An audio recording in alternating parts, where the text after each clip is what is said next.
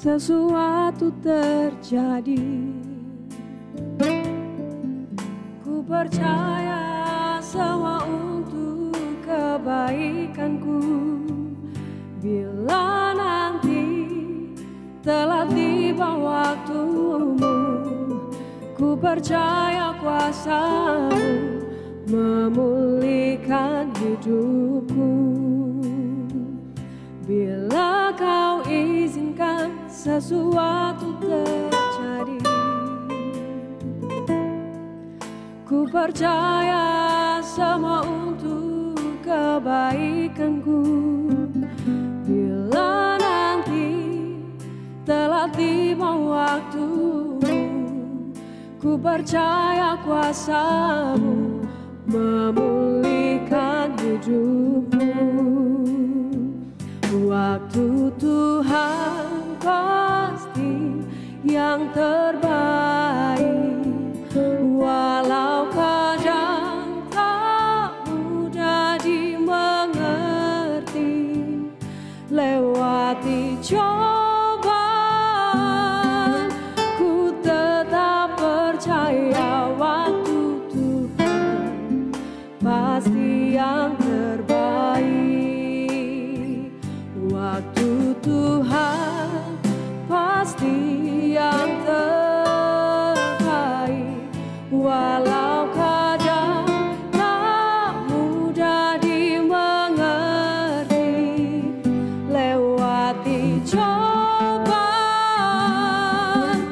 ku tetap percaya waktu Tuhan pasti yang terbaik.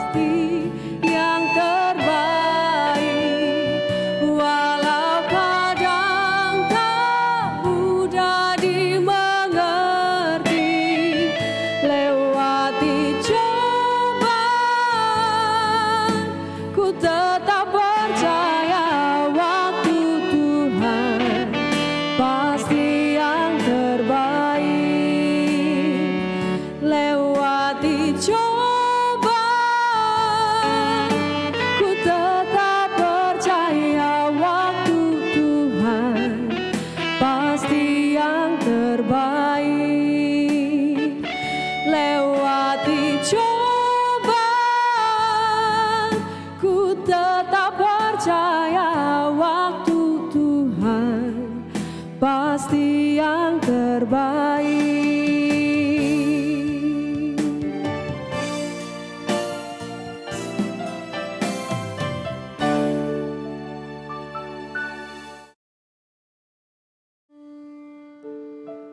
Selamat datang di rumah kita, tempat kita berbicara fakta, cerita, dan logika.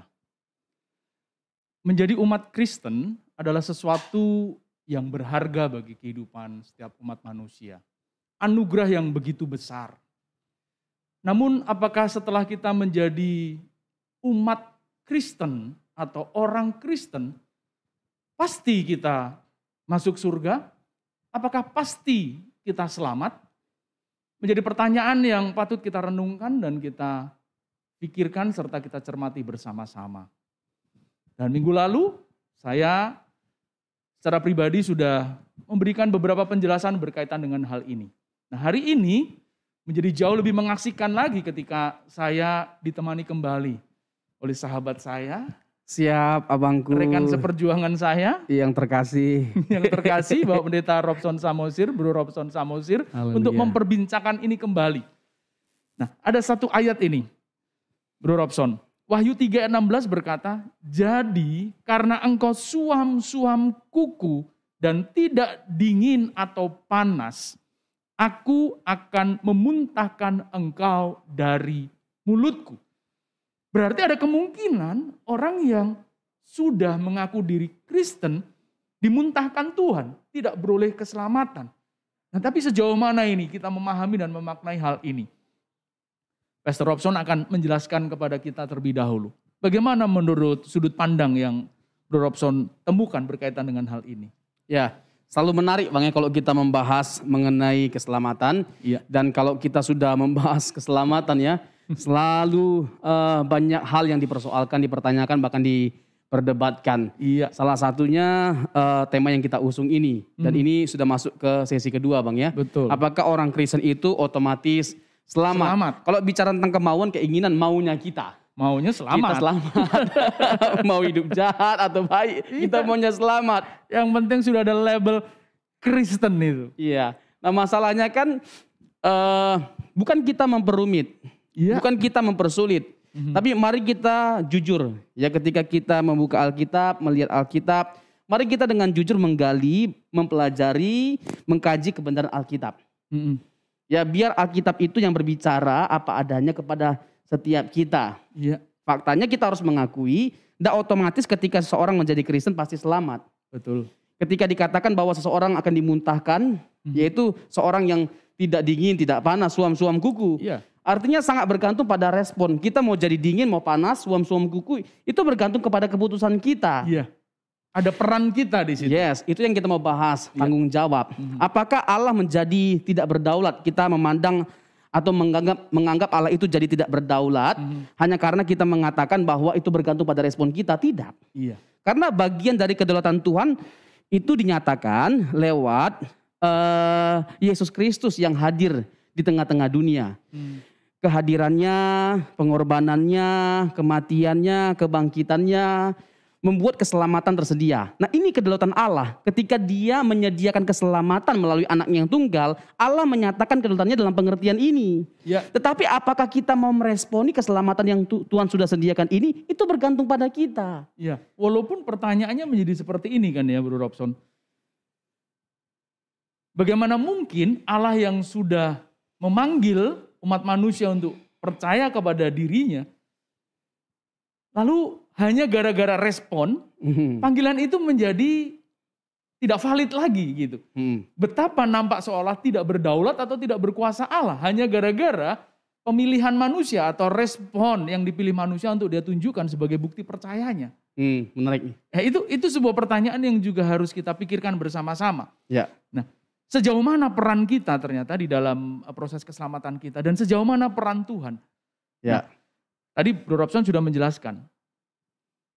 Kedaulatan Allah itu dibuktikan dengan turunnya Tuhan Yesus Kristus ke muka bumi ini bagi keselamatan kita. Kalau Tuhan Yesus tidak turun, maka keselamatan tidak mungkin tersedia. Iya. Nah, jadi pada dasarnya ada sisi di mana Tuhan memang harus berperan di situ karena memang tidak ada satu korban pun yang bisa diberikan oleh manusia demi penebusan manusia dari segala dosa. Dan disitulah hanya Allah yang mampu melakukannya. Ibarat kita kalau mau pakai analogi Bang ya, ketika manusia dalam dosa, pintu itu tertutup gitu loh, pintu keselamatan itu tertutup. Betul. Nah, kita bisa akhirnya masuk ke dalam keselamatan itu kalau Tuhan membuka pintu. Ketika Tuhan sudah membuka pintu, ini bicara tentang undangan. Nah, kalau kita bicara tentang undangan, kita mau datang atau tidak, mau terima undangan itu tidak, itu bergantung pada kita. Tergantung kita. Iya. Betul. Nah, jadi di sisi itu ya bahwa Allah pada bagian ini harus memberikan peluang demi supaya nilai percaya yang dimiliki manusia menjadi nilai percaya yang dewasa. Bukan nilai percaya yang dalam tanda kutip sudah diprogram oleh Allah, sudah disetting oleh Allah bahwa harus ini, harus itu dan kamulah yang sudah pasti masuk ke dalam kerajaan surga. Padahal ada sisi di mana manusia yang harus merespon terhadap tanggung jawab, terhadap panggilan itu. Dan itu terlihat jelas nanti dari beberapa ayat atau beberapa case dalam Alkitab ya, terkait dengan peringatan keras, terkait dengan tuntutan Allah terhadap kita umat percaya. Terkait dengan teguran, bahkan teguran yang keras yang sampai pada mengarah kepada kebinasaan Bang. Yang mana kalau tidak diindahkan itu kita bisa binasa. Analogi tadi yang berkaitan dengan undangan itu harus direspon ternyata bisa mendatangkan maut jika memang respon itu tidak benar begitu ya kira-kira ya. Betul sekali. Kan gini, aneh rasanya kalau kita salah mengartikan kedaulatan Tuhan. Contoh, kita menjadi benar, menjadi baik, itu Tuhan yang buat. Kalau kita memahami baik dan benarnya kita dalam pengertian itu, maka simple Simpel sekali kesimpulannya. Kenapa Tuhan tidak membuat semua kita langsung jadi baik, jadi benar? Iya. Itu jauh lebih Tanpa menunjukkan perjuangan, kedaulatannya ya. tanpa firman Tuhan, Iya. tanpa ada teguran, tanpa ada perintah. Kenapa tidak langsung dia buat? Mengapa harus ada Roh Kudus? Mengapa harus ada Injil? Itu menunjukkan bahwa kita manusia harus meresponi firman Tuhan, harus meresponi Injil, harus mau dipimpin, dituntun oleh Roh Kudus. Jadi Bapak Ibu saudara dikasih Tuhan, pada dasarnya kedaulatan Allah itu justru terlihat jauh lebih mulia ketika memberikan kesempatan kepada manusia untuk berespon. Bagus nih bahasanya. Iya. Mantap kali memang abangku ini. Memang. Emang dari dulu kan kita Yang mantap ya. kan saling menguatkan gitu kan. Makanya aku undang pembicara yang lain selain dirimu sama. Keren ya, aku ulangi lagi bahasa abang tadi ya. Jadi kedaulatan Allah itu juga dapat dilihat, dibuktikan ketika kita diberi kesempatan. Iya. Nah Allah itu berdaulat ya, tapi nggak semena-mena. Iya. Setiap tindakan dan keputusannya itu dapat dipertanggungjawabkan. Dapat dipertanggungjawabkan dan tidak pernah salah. Iya. Keputusan, tindakan dia tidak pernah salah. Kalau kita jadi baik atau jadi jahat karena Tuhan yang men-setting. Kalau kita jahat misalnya, Tuhan yang men-setting, yang salah siapa? Tuhan kalau seperti itu. Iya. Menjadi konyol keselamatan itu. Betul, kalau kita jadi baik sebagian lagi jadi jahat. Yang tidak adil siapa? Tuhan. Di situ. Sudah pasti itu. Menjadi aneh jika keselamatan modelnya seperti itu. Iya betul. Makanya tadi Bro Robson memberikan analogi yang bagus sekali. Dan itu menjadi penjelasan yang lugas. Sama seperti sebuah undangan. Ya, ketika Tuhan menyelenggarakan sebuah pesta, pintu itu sudah tidak bisa dibuka, manusia pun tidak bisa buka karena Tuhan menyelenggarakan pesta, begitu kan? Pesta itu ibarat kata keselamatan itu, janji keselamatan. Nah, satu-satunya pribadi yang paling berhak membuka pintu itu tentu Tuhan, karena Tuhan rumahnya adalah Tuhan. Tetapi setelah pintu dibuka, lalu kemudian Tuhan memberikan undangan, ya jangan Tuhan lagi dong yang maksa-maksa orang untuk datang ke rumahnya, lalu ditarik, diseret, kesini kamu, kesini. Itu keselamatan yang konyol, menjadi keselamatan yang rendah sekali. Nah pada bagian inilah justru nampak agung dan nampak mulia kedaulatan Allah ketika respon keselamatan itu diberikan kepada manusia. Dia yang harus bertanggung jawab. Ya, gimana? Matius 22 Bang. Iya. Bukankah ini bersentuhan langsung dengan apa yang kita singgung? Iya. Mengenai perumpamaan tentang perjamuan kawin Bang. Iya. Matius 22. Ya kan?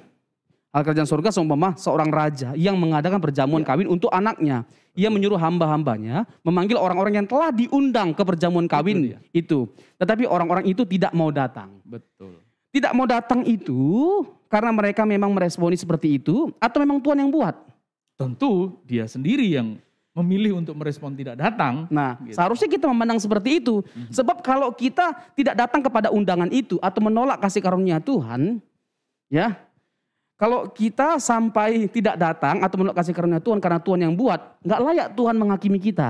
Ya. Nggak layak Tuhan menghukum kita. Karena Tuhan yang menentukan. Tapi kalau karena respon kita, maka sangat layak dia untuk menghukum atau menghakimi kita. Menuntut pertanggungjawaban dari setiap kita. Nah pada akhirnya, apa yang dilakukan setelah mereka semua menolak? Diperintahkan oleh tuannya itu, pergilah kepada hamba-hamba itu dan mereka mengumpulkan semua orang yang dijumpainya di jalan-jalan, orang jahat dan orang-orang baik sehingga penuhlah ruangan perjamuan kawin itu dengan tamu. Jadi karena yang secara formal diundang tidak mau, lalu secara non formal katakanlah demikian disebarlah itu undangan, diminta siapa saja dah yang mau datang, ayo datang begitu ya. Termasuk orang-orang jahat, pengemis-pengemis di pinggir jalan begitu. Ya. Betul. Tapi ada tapinya, kalau kata orang Manado ada pemar. Ada pemar. Ada pemar. Ayat 12 Bang, ia berkata kepadanya, hai saudara, bagaimanakah engkau masuk kemari dengan tidak mengenakan pakaian pesta? Itu jadi, pun ada tanggung jawab bagi mereka yang mendapat undangan kedua. Pesta. Yaitu mengenakan pakaian pesta pun itu bagian dari respon. Bagian dari tanggung jawab. Jadi ketika manusia berespon lalu kemudian dihargai responnya tidak lalu mendegradasi kedaulatan Allah. Yes. Betul ya. Justru di situ nampak mulia dan agung kedaulatan Allah itu. Di saat berharap pertumbuhan iman, nilai kepercayaan, dan proses keselamatan yang dijalani oleh manusia itu melalui sebuah proses yang betul-betul bertanggung jawab. Proses yang patut untuk dinilai dengan benar.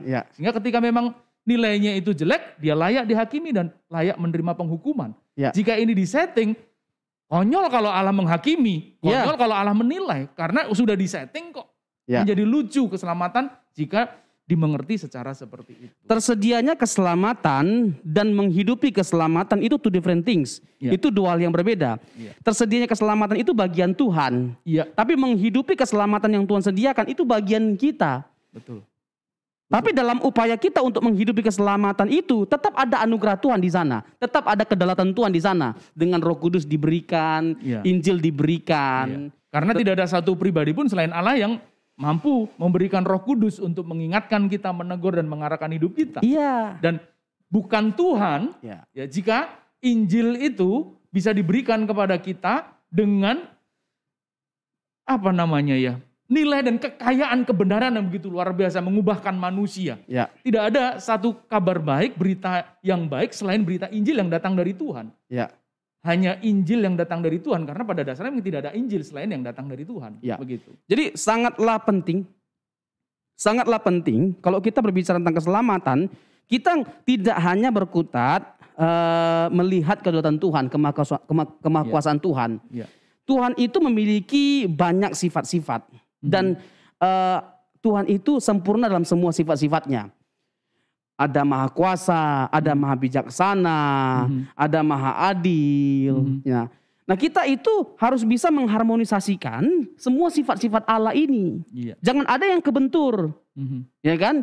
Kalau kita menganggap bahwa si A, si B, ya si A, si B, si A diselamatkan, si B tidak. Tuhan yang tentukan dari sejak kekal.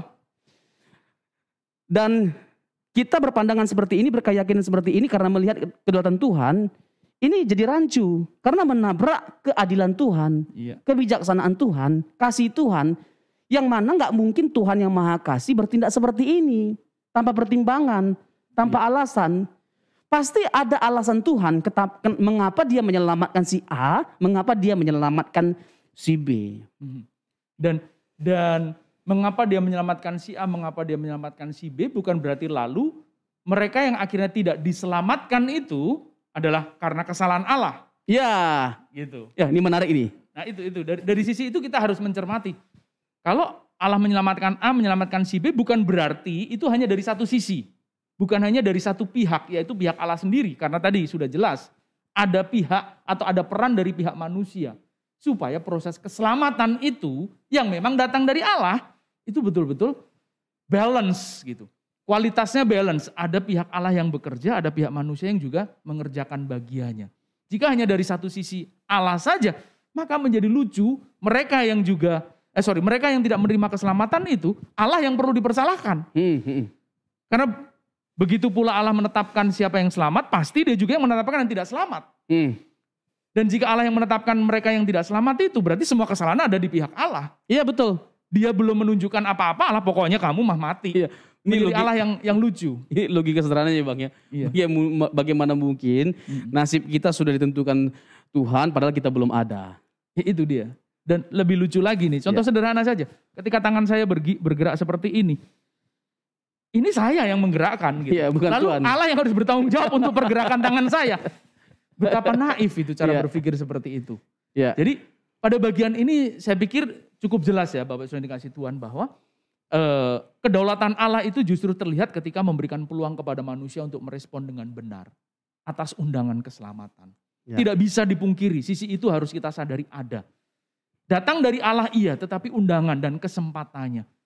Tetapi responnya harus datang dari manusia, bukan Allah lagi. Bicara anugerah, pasti anugerah. Kehidupan ini datang dari Allah. Itu merupakan anugerah sehingga membuat manusia bisa memiliki kesempatan membuktikan percayanya. Membuktikan keyakinannya kepada Tuhan. Nah, sekarang kita sampai kepada pertanyaan kedua nih, Bro Robson. Sejauh mana respon yang harus diberikan manusia untuk dapat menyambut keselamatan ini? Karena pada dasarnya manusia itu terbatas. Satu. Yang kedua, siapa sih yang tahu pikiran Allah? Firman Tuhan saja berkata, tidak ada satupun orang yang tahu pikiran Allah. Rencananya pun tidak tahu. Bagaimana mungkin manusia bisa mencapai pikiran Allah? Mengerti rencananya seperti yang diharapkan oleh Tuhan bagi kehidupannya.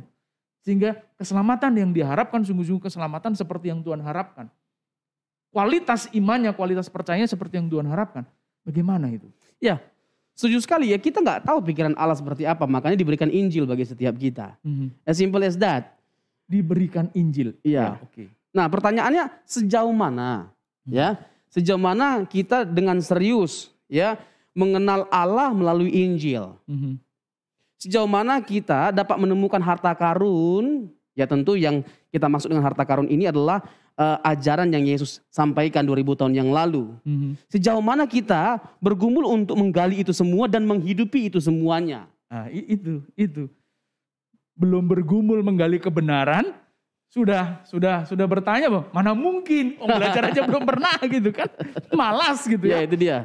Baca Alkitab, belajar kebenaran, menggali sedalam mungkin. Karena begitu dalam kan. Ya. 5 meter saja itu belum dalam sebenarnya kalau kita menggali kebenaran. Dalam sekali dan ada banyak hal yang baru yang kita gali. Belum juga belajar, sudah ngomong, mana mungkin.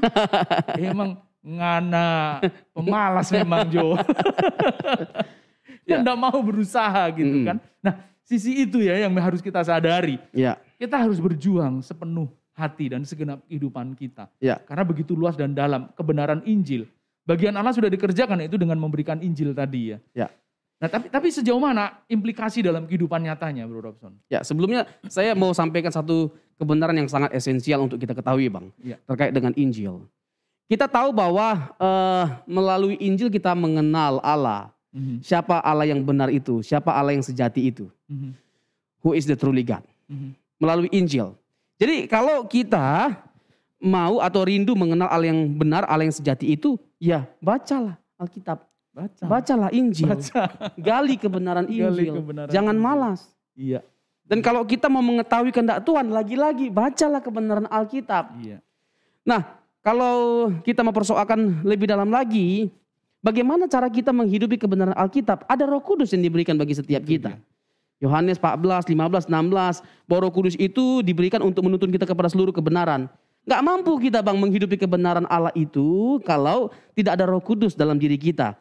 Gak mampu kita hidup menjadi seperti Tuhan Yesus kalau tidak ada Roh Kudus yang menolong, menuntun, membimbing setiap kita. Jangankan jadi seperti Tuhan Yesus, Bang. Jadi baik aja kita susah, Bang. Itu. Apalagi jadi seperti Tuhan Yesus tanpa pertolongan Allah melalui Roh Kudusnya. Nothing itu. Gak mungkin. Ditambah lagi kita malas berjuang. Kita malas untuk mencapai tingkat atau target yang diharapkan oleh Tuhan. Tapi dari sisi Allah nih, betapa paket komplit itu yang Tuhan berikan kepada kita. Allah sendiri sudah memberikan undangan keselamatan. Melalui kematian Yesus. Iya, melalui kedatangan Kristus. Belum berakhir itu. Tidak selesainya sampai di situ. Allah memberikan Injil sebagai Injil. Penuntun. Betul. Kebenaran bagi hidup kita itu ya. Lalu jadi pedoman. Roh Kudus juga yang memampukan, mengingatkan dan memampukan kita. Kurang apa lagi? Kurang ajar gitu. Ini memang kadang-kala masa enggak sungguh-sungguh. Jadi kalau bicara tentang fasilitas, sudah sempurna fasilitas yang Tuhan berikan bagi setiap kita untuk menjadi pribadi yang Dia inginkan. Tapi masalahnya seberapa besar keseriusan kita itu bergantung pada respon. Untuk memaksimalkan fasilitas, kalau mau kita pakai kata fasilitas ya, ini mungkin tidak terlalu tepat. Tapi masalahnya adalah seberapa maksimal dan seberapa serius kita menggunakan setiap fasilitas yang Tuhan berikan itu. Agar kita menjadi pribadi seperti yang Dia inginkan. That's the problem. Karena Tuhan gak mungkin memaksa kita. Tuhan itu betul berdaulat. Tuhan itu maha kuasa. Tapi Dia adalah kasih. Saya tidak pernah, Bang, menjumpai ada ayat dalam Alkitab mengatakan Allah berdaulat. Gak ada. Tapi Allah adalah kasih. 1 Yohanes pasal yang keempat. Karena Allah itu kasih, maka Dia tidak mungkin memaksa kita. Tetapi di dalam kasihnya itu pun kedaulatannya nampak sebenarnya. Gitu ya. Itu yang dibutuhkan kecerdasan, kepekaan kita untuk memaknai kebenaran itu. Dalam kasihnya itu nampak kedaulatannya, yaitu ketika Dia mengubah hidup kita yang hancur. Sehancur apapun hidup kita. Seancur-ancur begini kita hati. Jadi seancur apapun hati kita, hidup kita, terlalu bisa Tuhan mengubahkan setiap kita. Itu kedaulatan Tuhan. Ada satu istilah dalam bahasa Manado itu. Apa itu, Bang? Nganape muka so talimburang. Talimburang, udah acak adut gitu kan. Hancur itu, hancur ya. Nganape hidup itu toh. Tapi Tuhan tarik, Tuhan bawa dan Tuhan selamatkan kita. Lalu kita masih penuh dengan pertanyaan dan bahkan menuntut gitu.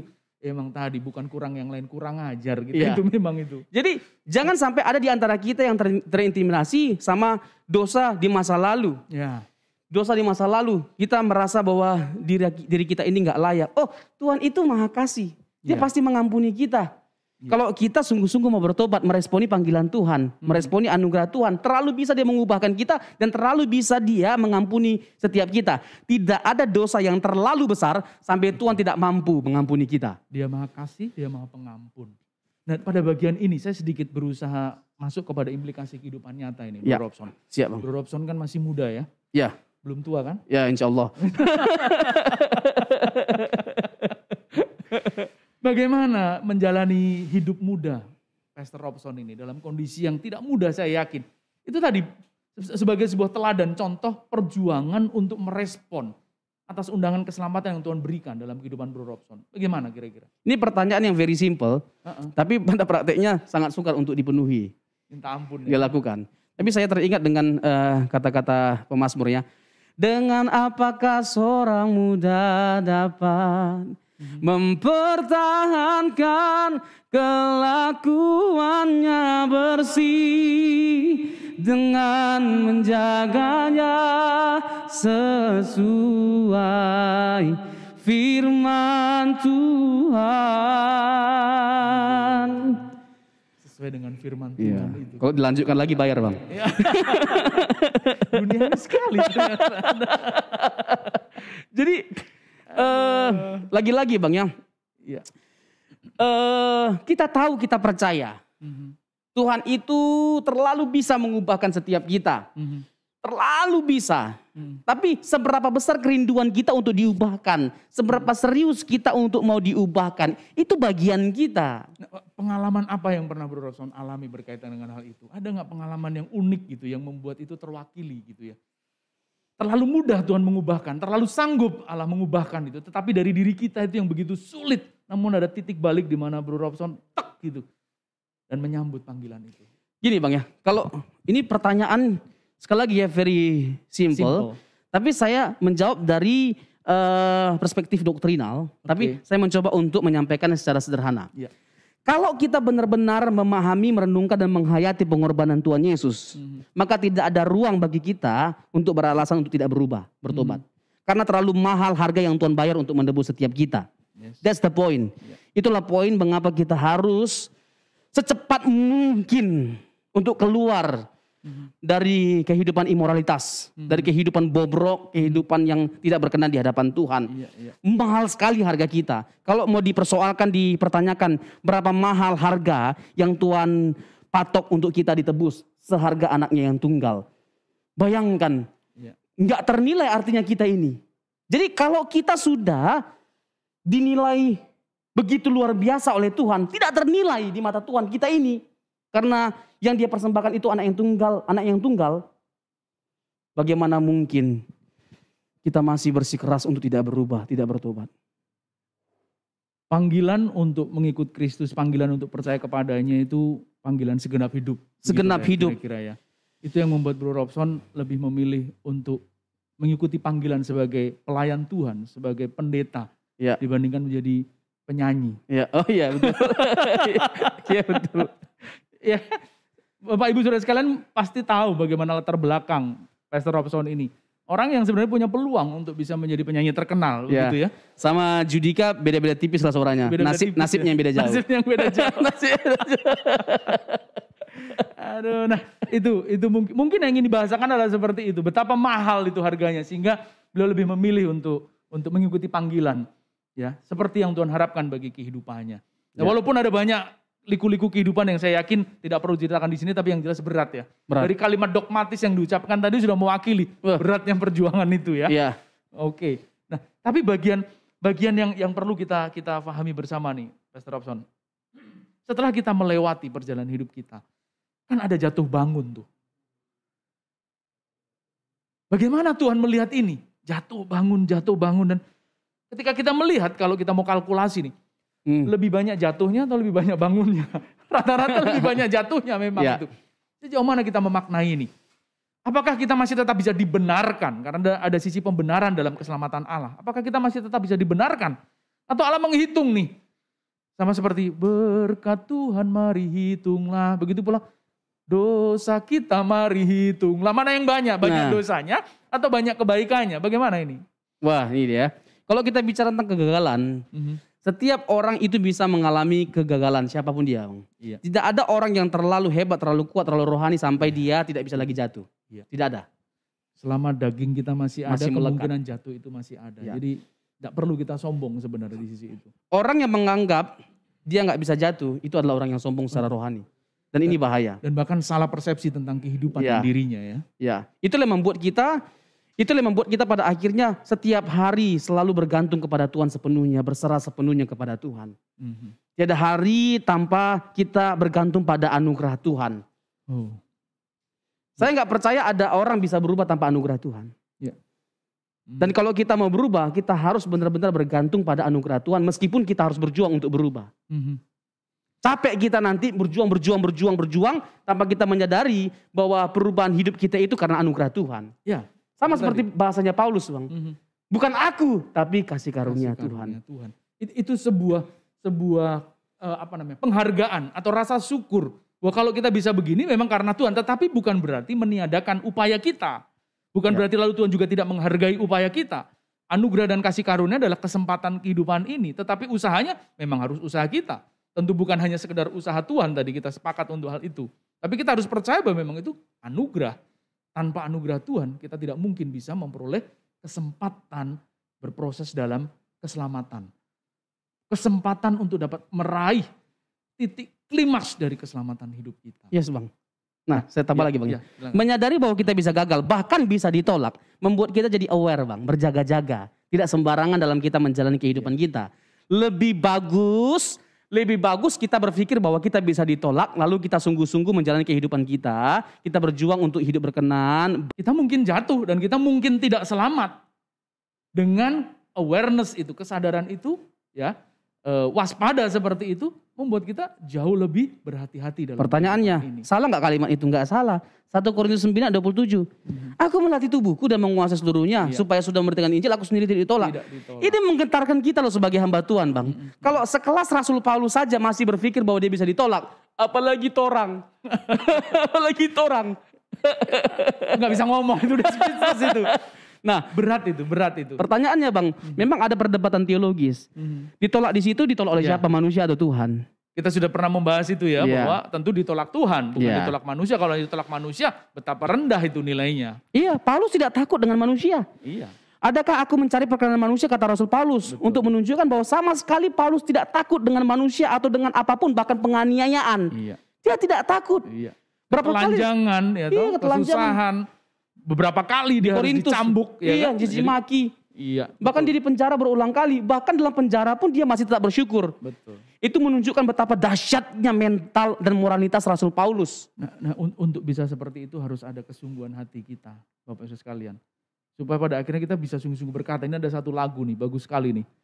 Tiada yang ku nanti lagi, apapun di bumi ini, rindu hatiku pulang ke sana.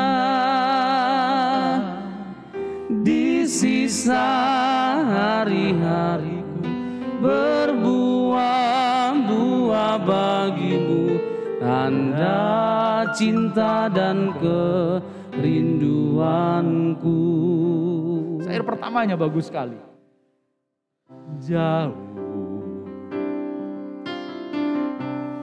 Jauh di sana rumah Bapakku,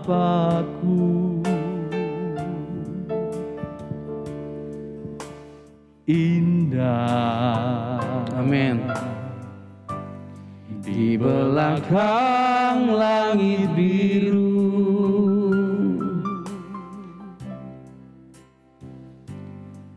rindu hati ke sana dan segera jumpa dengan Tuhanku. Amin. Negeri yang permai, semua saling menunggu. Oh, tiada yang ku nanti lagi, apapun di bumi ini, rindu hatiku pulang ke sana. Amin. Di sisa hari-hariku berbuah-buah bagimu, tanda cinta dan kerinduanku.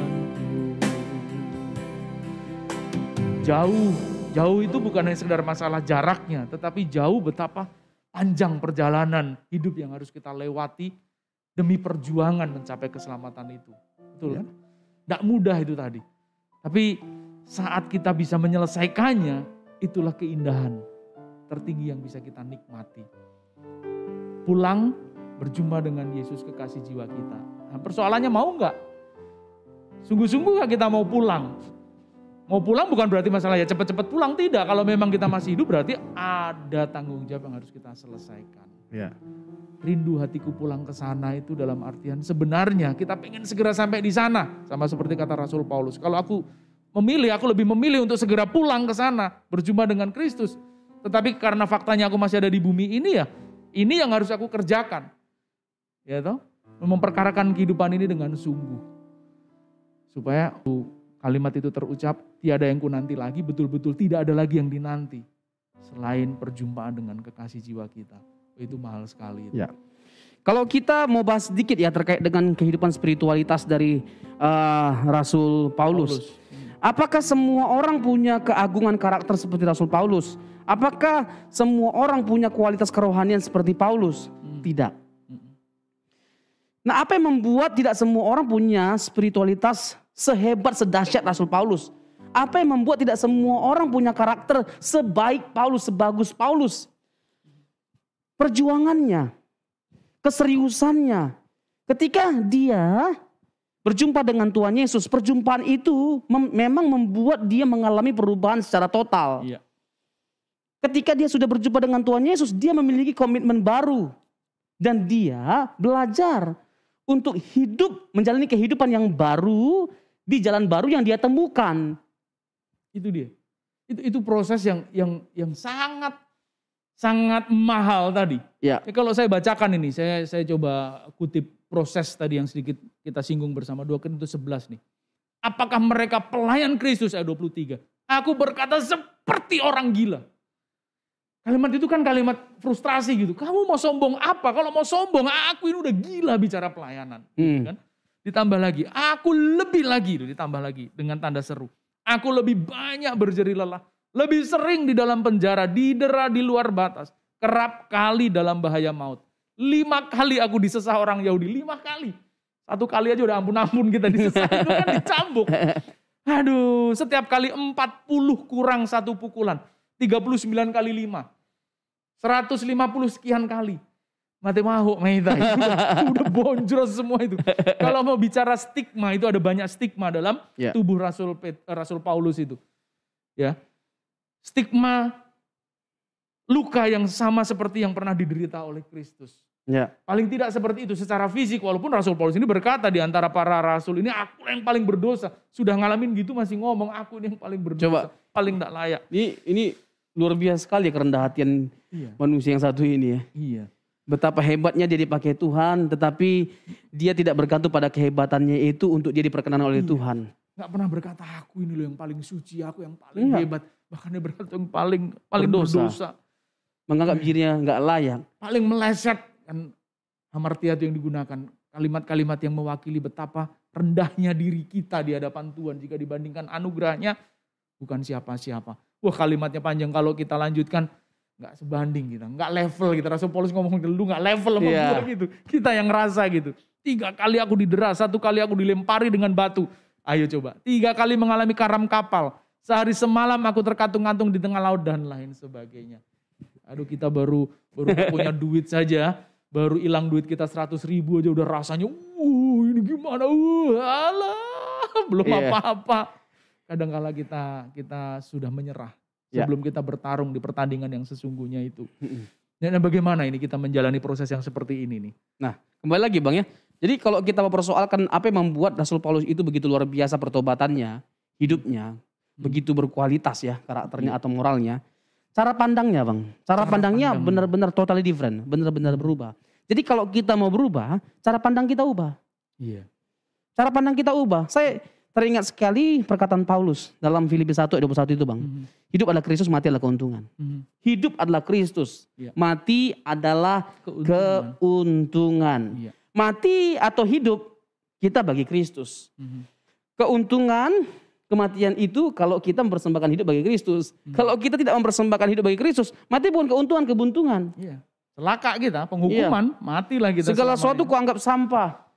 Karena pengenalan akan Kristus. Coba, sedahsyat ini filosofi yang Paulus rumuskan ketika dia sudah mengikut Yesus. Ini kan bicara tentang cara pandang. Jadi bagaimana kita memandang dan memperlakukan Yesus dengan benar, itulah perjuangan yang harus kita penuhi selama kita hidup di dunia ini sebagai orang percaya. Bagaimana kita memandang dia dengan benar, memperlakukan dia dengan benar. Bagaimana memperlakukan Tuhan dengan benar, itu bukan hanya sekedar masalah berapa banyak persembahan yang bisa kita berikan. Ya tentu. Berapa kali kita datang ke gereja. Karena ada banyak orang yang mampu memberikan persembahan lebih besar dari orang lain. Sama seperti kata Tuhan, ternyata dia tidak memberi segenap hidupnya. Pada dasarnya yang dituntut Tuhan itu segenap hidup kita, our whole life. It belong to God. Itu milik Tuhan, belongs to God itu dalam artian kita menyerahkan segenap hidup kita dalam pengaturan Tuhan. Tuhan mau suruh apa kita, ya ayo kita mesti nurut. Siap nggak? Kalau nggak siap, mending nggak usah jadi Kristen. Udah itu. Daripada setelah kita memilih menjadi Kristen, justru di ujung dari kehidupan kita tersedia itu penghukuman yang tidak akan pernah berakhir masa dan waktunya. Cilaka tadi, kebuntungan, bukan keuntungan. Cilaka bener kita. Ayo kita bertarung. Dimulai dari tadi. Rubah mindset kita, rubah cara berpikir kita, itu yang akan mengubah kehidupan kita. Berhati-hati dengan apa yang kita pikirkan, dia akan mempengaruhi apa yang kita perkatakan. Berhati-hati dengan apa yang kita perkatakan, dia akan mempengaruhi apa yang kita lakukan.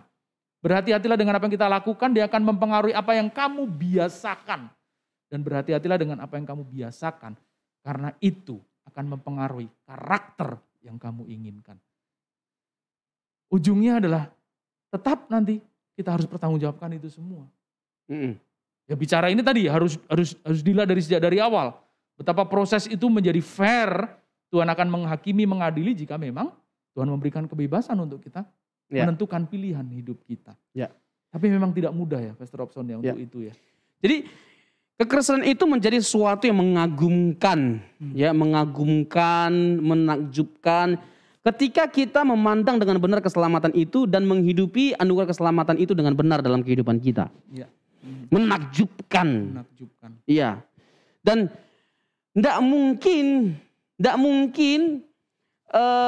dikalahkan kualitas hidup kita oleh manusia apapun di bumi ini. Dari agama manapun, dari keyakinan manapun.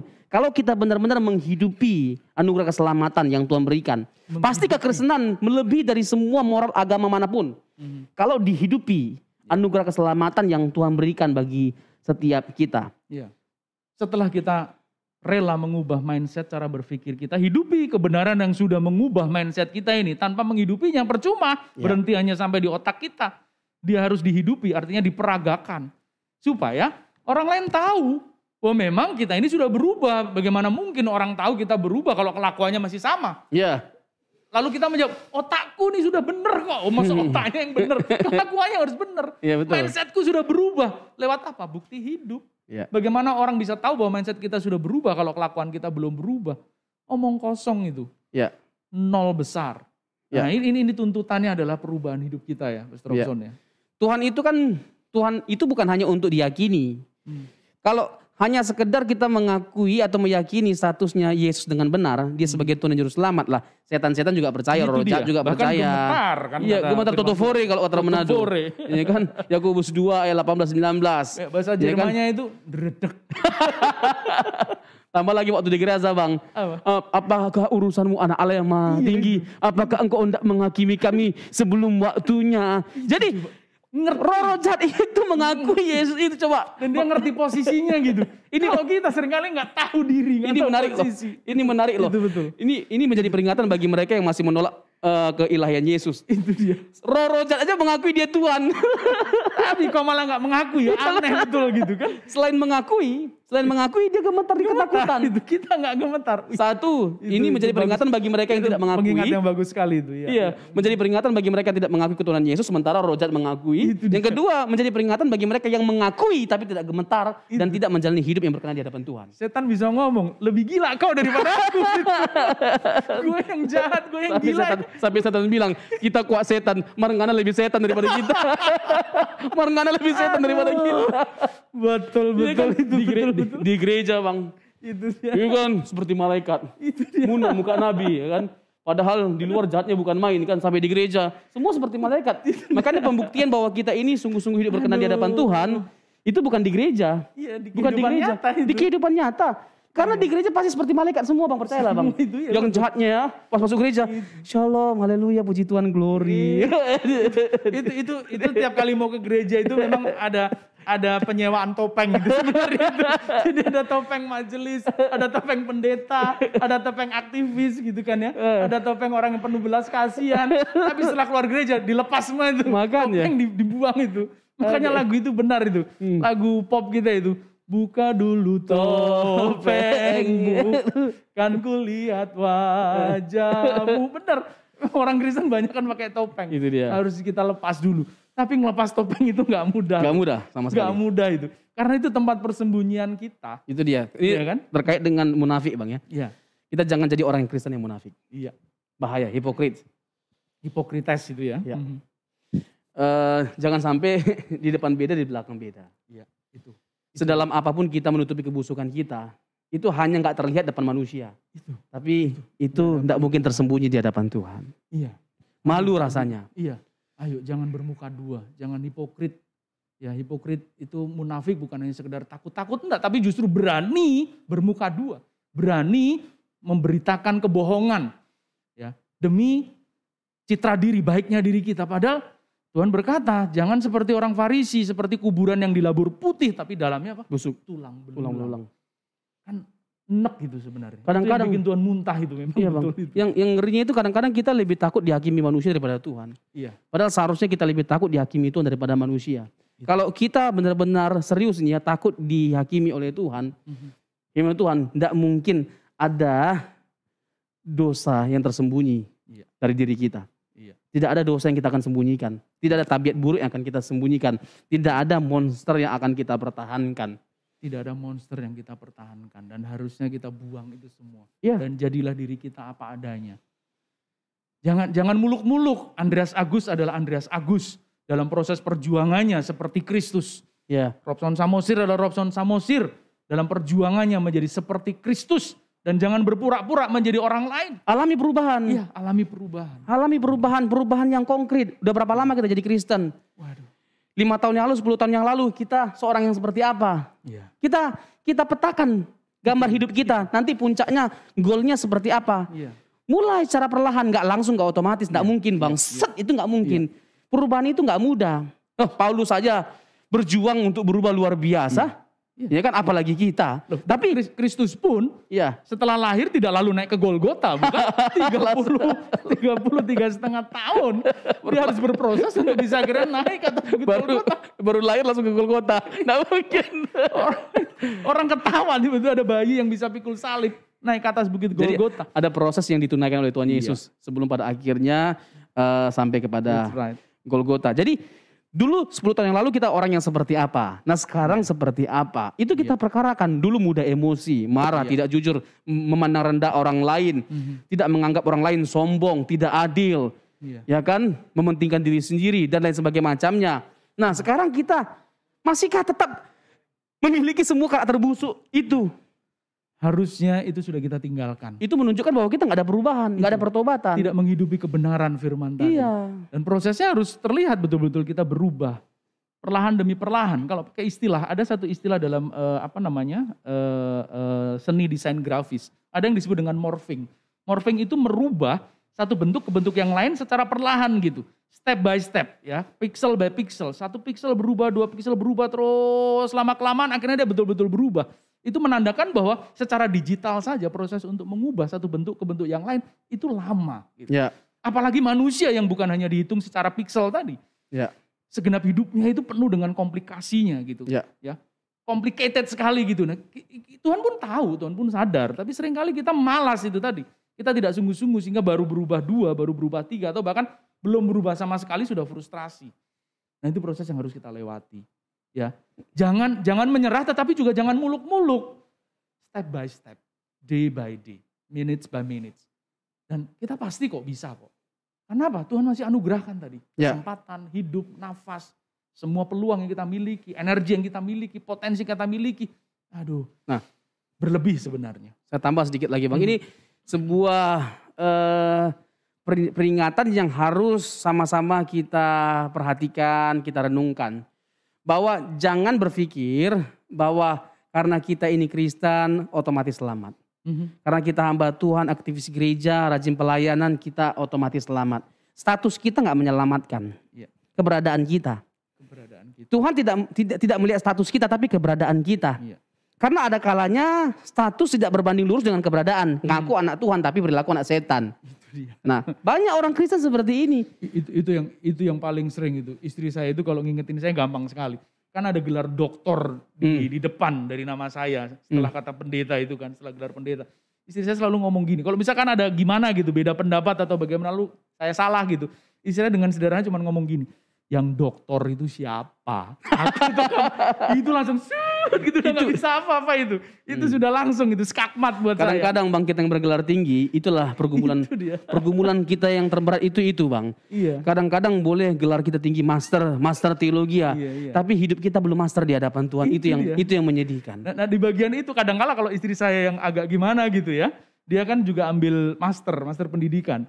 Saya kalau apa namanya coba sesekali juga skakmat, dia juga skakmat dengan posisi dia gitu. Makanya master itu nurut sama doktor. itu sebuah cara kami untuk saling mengingatkan supaya sadar. Jangan bangga Nganale dengan semua gelar, semua posisi yang kita miliki. Kalau buktinya nggak ada, keberadaannya tidak terbukti, kagak ada gunanya itu semua gelar. Benar. Kagak ada gunanya itu semua jabatan, posisi, hebatnya kita di hadapan manusia. Tuhan tidak melihat semuanya itu jabatan kita, gelar kita, status kita. Sama sekali Tuhan tidak melihat itu, tapi keberadaan kita. Itu dia. Apakah kita benar-benar memiliki keberadaan yang diperkenankan oleh Allah atau tidaknya? Jangan kita mengulangi kesalahan orang Israel, Bang, bangsa Israel. Kalau kita merujuk kepada Roma pasal 9 Bang, ayat 1-5, kita melihat kesedihan yang begitu mendalam dari Rasul Paulus terkait dengan bangsa Israel. Secara jasmani, ya kan, kebebalan mereka.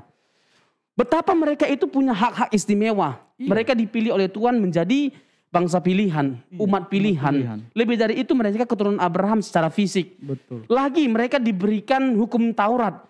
Coba kurang apa lagi baiknya Tuhan, istimewanya mereka di mata Tuhan. Tapi Paulus itu mengerang Bang. Karena apa? Karena tidak menjamin semuanya itu membuat mereka otomatis menerima Kristus sebagai juru selamat, sebagai Mesias. Apalagi mempercayai dalam pengertian tunduk kepada Kristus. Itu yang membuat Paulus itu begitu sedih, sangat dalam.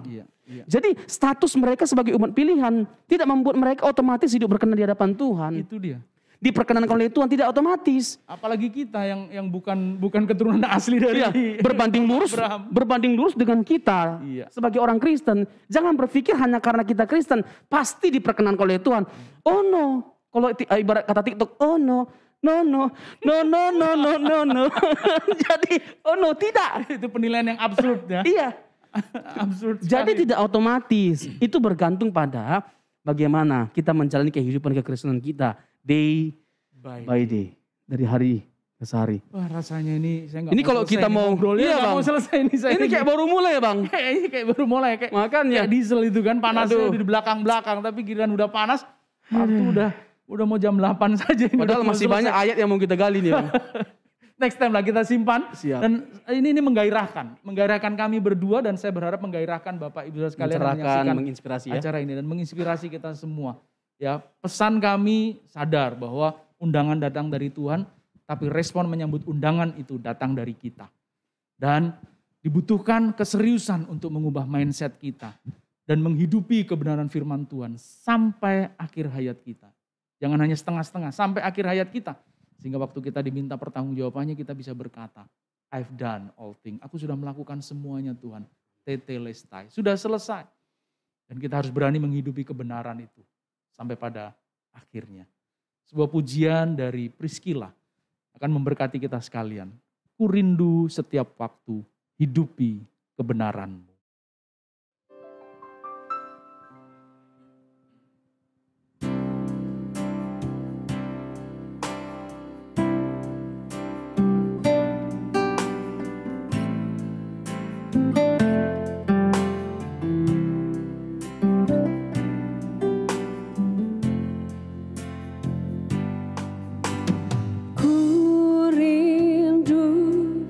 Setiap waktu hidup di kebenaran-Mu, bukan dengan kuatku, namun karena Roh-Mu,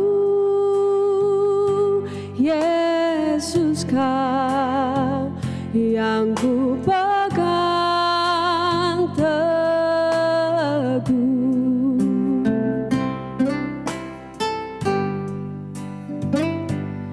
Engkaulah Tuhan, Engkaulah Raja,